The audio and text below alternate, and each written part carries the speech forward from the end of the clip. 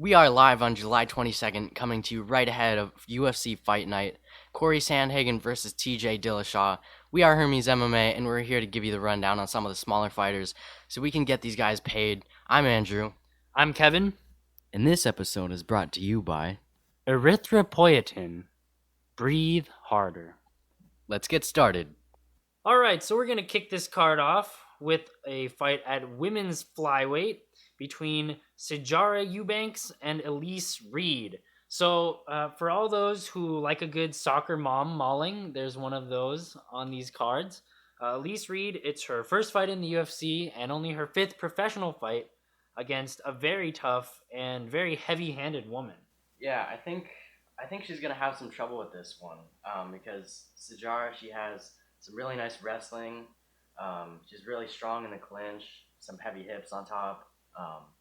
And yeah, like you said, she has a lot of power in those hands. So I feel like Reed might have a problem with this one. But she was a champion in Cage Fury, I believe. So she does know how to deal with those high pressure situations. And I feel like if she gets caught in one of those, then it's not completely lost for her. And I do want to mention that although Reed only has 4 professional fights, she has about 12 amateur bouts on her record, the overwhelming majority of which she won. So it's not like she's without skills. She's definitely been fighting a lower level of competition than Eubanks, but she may look like a soccer mom, and hopefully she won't be annihilated like one. But she does have some legit skills, so I'm excited for her debut. Actually, I think Yeah. she might prove a lot of people wrong. I hope so. Yeah. Although if it does go to the ground, Sajara Eubanks is a great jujitsu wizard on the ground. So, and in Reed's previous fights, her sub defense was not that great. But she does have some good wrestling. So I feel like if she keeps it on the feet, she has a chance. All right, and coming up next, we have another grappler's delight at featherweight. Derek Minner takes on Darren CTE Elkins. No, in all seriousness, though, his nickname is The Damage, and I think he's pretty aptly named. Elkins' whole style, as many of you know, I'm sure, he's a longtime veteran. His style consists of taking repeated punches to the head and then closing the distance and getting his opponent on the ground and smoothly out grappling them. And I don't mean to take away at all from his extreme slickness on the ground, because he's extremely dangerous, even when he's rocked. He has half a brain cell functioning, and he'll just clamber on top of guys and really dominate them and choke them out. But on the other hand, Derek Minner is no slouch on the ground at all. Very high risk reward grappling style, loves to jump guillotines. So I think this is a perfect matchup for Elkins to hopefully avoid taking a little bit of damage and showcase some of his really good grappling that we've seen. Yeah, like you said, he's still dangerous when he gets hurt. That was one of the things I noticed about him. I watched the Michael Johnson fight.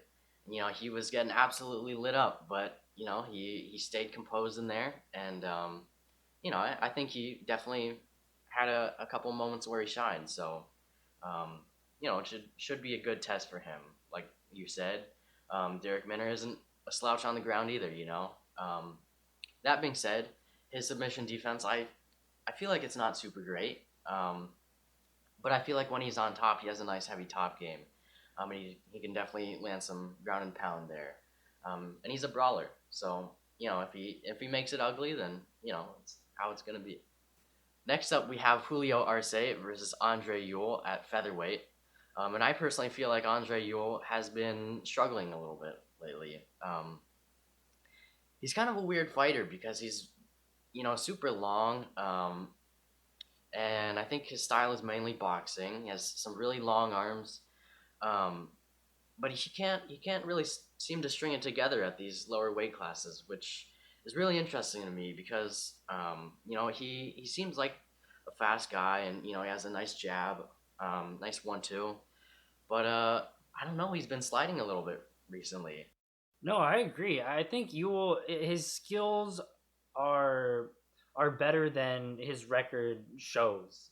Like you said, he hits hard. He hits from quite a distance. He's pretty accurate.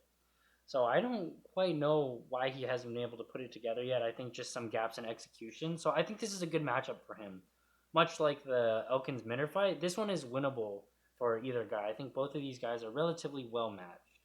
And that being said, Arce, I think he has an advantage on the ground, and he's a little bit quicker too. So that might present a bit of a challenge for Yule. But when either of these guys gets going, they can perform much higher than I think they currently have. Yeah, and like you said, Arce, he has very quick. And on the feet he doesn't you know go super complex with it or anything. But I think he has a really nice foundation one too. Straight down the pipe. That was one of the things I really liked about him. And he uses the striking to open up the takedowns. And then he just goes to work on the ground, and he's put on some really nice performances. All right, next up we have what I think will be an absolute banger. We have Brennan Allen versus Punahele Soriano at middleweight. And Punahele, he is a crazy Hawaiian. He is just an absolute brawler. He hits very hard. Um, he gets into these firefights a lot that I have mixed feelings about, because his defense is kind of just offense. It's a lot of going forward. I mean, he does get caught a lot. Yeah, and talking about Brennan Allen's kind of the other half of the mixed martial arts picture, an absolutely superb grappler. This guy has controlled the who's who of the middleweight division. He kind of crushed Tom Breese, who was quite an upstart prospect, and just absolutely exposed him. So I think both of these guys have really strong games in their own worlds, and it's going to be up to each one to impose his will on the other. Like I said, some of the most entertaining guys in either aspect of fighting, Soriano in striking and Allen on the ground. One thing that I did notice is that Soriano covers a lot of distance with his left hand, his left overhand, and Allen's had a bit of trouble with that in the past on the blitz. So on paper, I'd give the edge to Allen because he's had a lot more experience. He's just had more fights, and I think he has better composure, and he's a more tested product. But on the other hand, I think Soriano presents some unique challenges to Allen's style. Right. I think this fight is sort of like one we had on the last card, I believe, which was I think the Kyle Dawkins fight. You got Brennan Allen, who's just a very long guy. He's not super muscly, but he is strong in the clinch. So to me, this is sort of like the ox versus frog, or something like that. A little bit of a weird analogy there, but there's a guy who is a little bit longer, and he's really gonna wrap you up, and then there's just the brute force type of guy, which is a classic style matchup. So I think this one should be really good. All right, next up we have Ian Heinisch versus Nasruddin Imavov. It's a bit tough to say his name, and that's gonna be at middleweight as well. Imavov is a bit of a mixed bag of tricks here. I think in one of the fights I watched, there was sort of a lot of wrestling, and it was a good mix there. One thing I noticed is he goes to the wrestling a lot. I think because the striking is not fully developed. But that being said, he has some super heavy hands. And when he does have guys hurt and on the fence, then I think that's where he really shines. So if he can catch Heinisch with a good straight down the pipe, and then he got him on the fence, and is kind of following him around and just stalking him down, I think that's where he's really dangerous, because I hear some of those shots, and they sound hard. No, I agree. Imavov actually fought another fighter who will be fighting on this card, Jordan Williams, and Imavov, like you said, I don't know how comfortable he is in this stand-up, but once he gets going, he definitely has some heavy hands. Williams pretty much gassed out completely, and Imavov was landing some bruisers on him. And coming back on the other side, Heinisch also kind of has that mix of wrestling and striking. What strikes me about this matchup is how evenly matched these guys are. I think they have a little bit of everything. They're kind of your quintessential MMA fighter. Strong wrestling, heavy hands. Not super proficient in either necessarily, but they'll be comfortable wherever the fight goes. I think for me, Imavov is probably going to keep this on the feet just because he did fight Jordan Williams at welterweight, if I'm correct. So, there may be a bit of a little bit of a size discrepancy there. Um, and, Ian Heinisch, he's a big, bulky dude, just a solid wrestler. Um, sort of I guess, your, like, typical American wrestler. A very juicy looking man. Yeah, so, that could be something in the grappling department, and I think Imavov is going to try and keep that on the feet. But Heinisch does have some nice striking too. He definitely shines in some of those boxing heavy exchanges. Not so much in the kicks maybe, but he does have a decent stand up too. All right, next up we have a tale of two one-round wonders. Jordan Williams takes on Mickey Gall at welterweight. And I just mentioned that Williams recently fought Imavov, and he was looking absolutely fantastic for a round, and pretty much gassed out completely, and he was walking around like a zombie by the end. But that kind of highlighted his immense heart. I mean, the guy was still throwing down. He was shuffling forward. He was eating hard shots left and right, and he had absolutely no quit in him. So kind of reminiscent of Moutinho. I know he's kind of become the poster child for just ungodly toughness, but this guy Jordan Williams, he has the fight in him. Yeah, I think sort of one of the things I recognize about Williams is actually his submission defense, and just his toughness on the ground, right? Because he does get put in those positions where he's maybe flattened out with the two hooks in, or he's kind of in that 3/4 guard just getting beat up. And Mickey Gall is known to do that. He's known to take you down. He's a big, strong welterweight. He's gonna take you down, and he's gonna ride you all the way. Try to take the back. Deal some heavy damage before he sinks in that sub.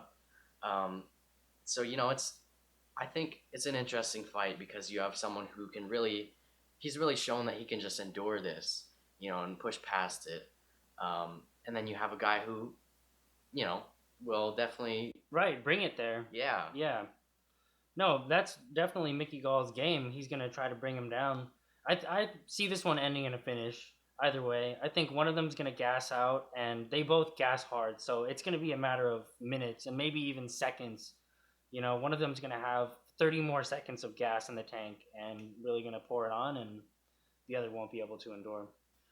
All right, next up we have two ranked women's flyweights. Miranda Maverick takes on Macy Barber. Man, I'm excited for this one. These are two very promising prospects in the division. I think these girls have the chance to put a lot of other women ranked higher than them away in a very violent fashion. So it's a real treat that we get to see this so relatively early in their career. Barber, she's 6 fights into her UFC streak with 4 knockouts or TKOs. And then Maverick also coming off a domination on the ground of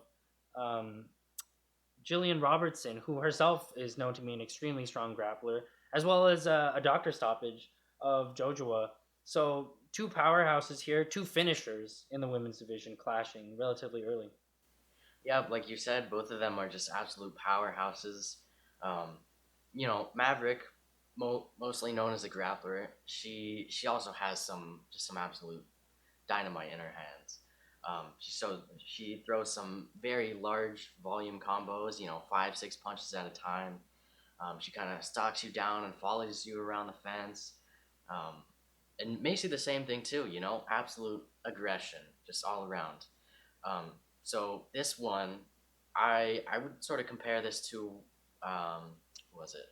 Corantillo versus Benitez, I think. This one is just an absolute firefight,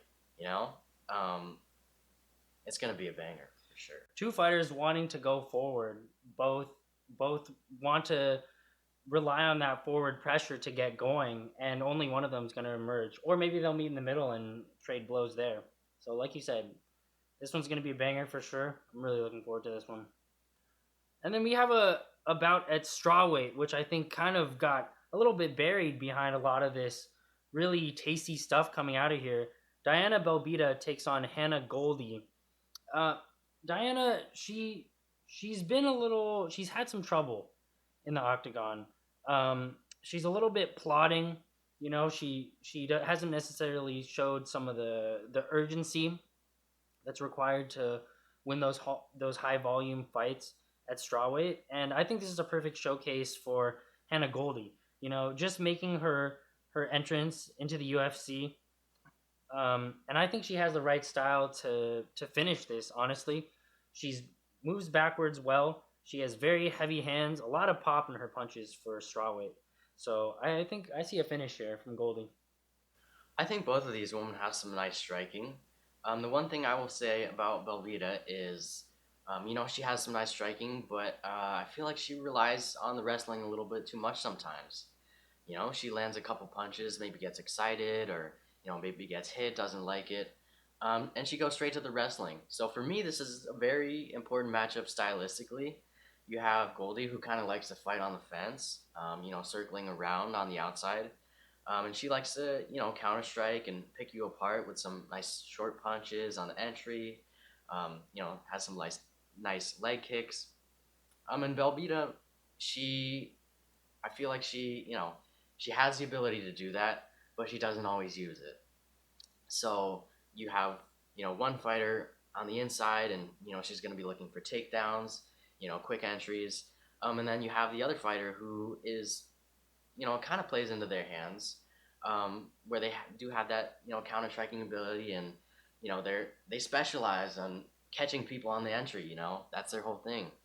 So this one should be very interesting. All right, next up we have Kyler Phillips versus Raulian Paiva at bantamweight. And I think Kyler Phillips has been, really standing out lately. He is just an all-around, really well-rounded fighter. His jiu-jitsu is amazing. He's just an absolute wizard down there. He has some really heavy ground and pound, and his wrestling is super solid to set that up. And then on the other hand, you have his striking, which is also pretty nice. He's not a specialist or anything. It's sort of that mixed martial arts style, I guess, where everything is incorporated: the leg kicks and the boxing, crispy 1-2s. So he is just a guy that has really been standing out to me. And Paiva, he's been here for a little while, and we know his style. He like some looping techniques. He's also great on the ground, which I think would be interesting for some of those exchanges if it does go down there. That's not to say that his striking isn't pretty solid sometimes. I'm not going to go with, super amazing or anything, but, it's definitely solid. So, Yeah, I just want to go back to Phillips. I mean, talking about Sean O'Malley being a household name, I think that Kyler Phillips should be a household name at this point. This guy is, like you said, an all-around mixed martial artist. Everything is enjoyable to watch. His striking, he throws spinning shit. He's good on the ground, strong on the takedown, slick jiu-jitsu. I mean, and the floating style, his footwork, everything about this guy is pretty to watch. So if you haven't seen him fight before, tune in, watch this guy, because he needs more attention. This just speaks to how deep the bantamweight division is. And of course, I mean, with the main event, we all know, it's a showcase. But this guy, I think he's been a little bit buried. I don't really hear too many people talking about them when they really should be, because he is an absolute joy to watch. And speaking of joy to watch at bantamweight, we have another treat. Adrian Yanez takes on Randy Costa. Man, this is definitely my most anticipated fight of the card. I can't wait to watch this one. It's going to be unbelievable. First of all, let's start with Costa. I mean, we had a conversation about him earlier. He looks like a guy who, when he was selecting, the skills he wanted to level up, so to speak, he put all of his points into offense. I mean, the guy has some noodly arms. He has that gorilla monkey build, and he just throws everything. He's like Bruce Lee said, throwing your punches like a whip. with a weight on the end, and everything is just snapping and aggressive, and he's coming forwards. And I don't. His arms almost seem too long to properly defend his head. I know we were talking about that earlier too. So I'm excited to see him fight. I want to see him in action and see what he can do. And coming back, I'm even more excited for Yanez. I mean, this guy is an absolute killer. Cannot understate how good he is right now. Yeah, going back to Costa, I would almost, maybe it's a bit of a stretch, but I would compare this guy to like Yuri, but maybe like 5 to 10 shots deep in whatever alcohol he likes. This guy, just constant offense, and I'm sure some people saw the Prohajka knockout of Dominic Reyes, um, and that fight was just absolute fireworks. Reyes was on the fence the whole time, and this guy is the same, but he's a bit sloppier, and yeah, like I said, he just looks drunk, man. But that's not to say that his left head kicks are absolutely insane. If you haven't seen some of his knockouts, go check them out. They're crazy. And Giannis, I think, is the perfect counter to his style. Giannis is just probably one of the crispiest strikers I've ever seen. The 1-2 down the pipe is crazy. And he has a really nice left hook, and he sets it off with some body shots. The boxing is it's phenomenal. So I mean, he hits people and they freeze. He's had a couple fights now where he'll knock someone with a big clubbing hook, and they don't even go down. They're just like stuck. So he just absolutely clubs people. But like you said, keeps it very technical. I think Costa is all offense, but I wouldn't necessarily describe him as a technician. Yanez, absolutely. His defense is tight. Yanez is extremely patient. He's technical, throws everything with intent. I can't wait for this matchup. All right, so that about wraps it up for this week. If you like what you hear and previewing these fighters, make sure to tune in next week for our breakdowns of some of the lesser known fighters. As I said last week, our primary purpose in doing this is just to get more exposure to a lot of these athletes. I think a lot of these matchups get lost on these smaller cards, and they're really worth a tune in, especially this week. So many good showcases. So yeah, that's it for us this week, and we really hope that you enjoy the fights.